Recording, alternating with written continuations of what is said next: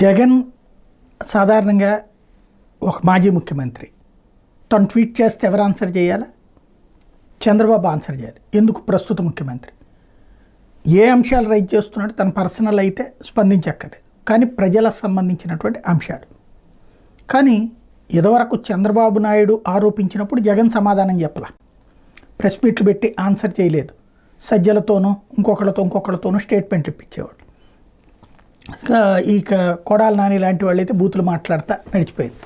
దాంతో ఆనాడు లేదు.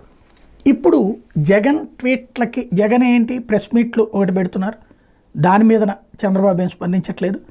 ఈవెన్ ఇదివరకు చంద్రబాబు ఉపన్యాసాలు ఇస్తే జగన్మోహన్ రెడ్డి నెలకోసారి మీటింగులకు జరిగినప్పుడు ఆ టైంలో స్పందిస్తూ ఉండేవాళ్ళు, రెగ్యులర్ స్పందన ఉండేది కాదు, కింద నాయకులతో మాట్లాడేవాళ్ళు. ఇప్పుడు అట్లాగే జగన్ అంశాలని చంద్రబాబు పట్టించుకోవట్లేదు, ఓవర్లుక్ చేస్తున్నారు. ఇది మంచిదా చెడ్డదా? ఇలా ఓవర్లుక్ చేసిన జగన్ దెబ్బతిన్నాడు. మరి ఓవర్లుక్ చేస్తున్న చంద్రబాబు దాన్ని ఆలోచించి స్పందించి సమాధానం బాధ్యతాయుతంగా చెప్తే బాగుంటుందేమో ఆలోచించాలి. లోకేష్ అయితే స్పందిస్తూ ఉంటారు ఇప్పుడు ఆయన శాఖకి సంబంధించి అయితే.